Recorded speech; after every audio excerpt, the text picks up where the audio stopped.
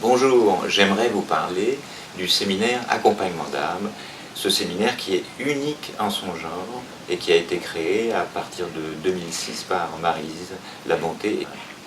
C'est un séminaire qui permet de mieux comprendre les dimensions qui sont rencontrées dans les périodes charnières de la vie, ces périodes si délicates qui nous obligent, entre guillemets, à revenir sur l'essentiel et qui sont souvent associées à ce qu'on appelle des crises existentielles.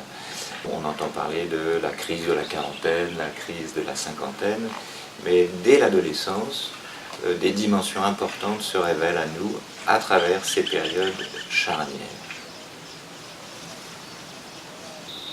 Ces périodes charnières sont également en correspondance, en résonance avec nos difficultés intérieures et tous les aspects qui entravent la libre circulation de la vie de l'âme et tout simplement aussi à la personnalité de suivre son évolution suivant ses désirs, ses élans et ses passions.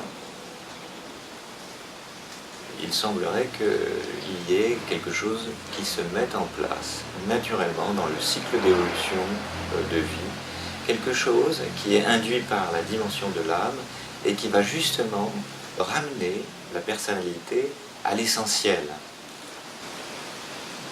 Alors le deuxième volet, la deuxième partie de ce séminaire, c'est l'accompagnement lors de la dernière transition, donc dans l'évolution graduelle.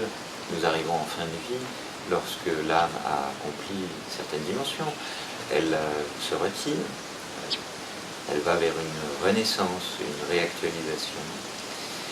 Il devient vraiment important d'accompagner la personne dans le dernier espace charnière ou la dernière transition de la vie, la préparation à la mort et la mort.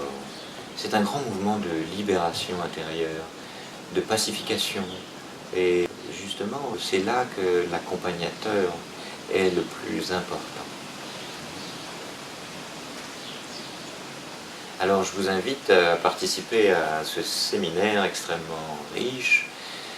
Vous aurez des enseignements, mais aussi de nombreuses pratiques énergétiques, des pratiques entre vous pour déterminer certains niveaux énergétiques et aussi des pratiques psychologiques.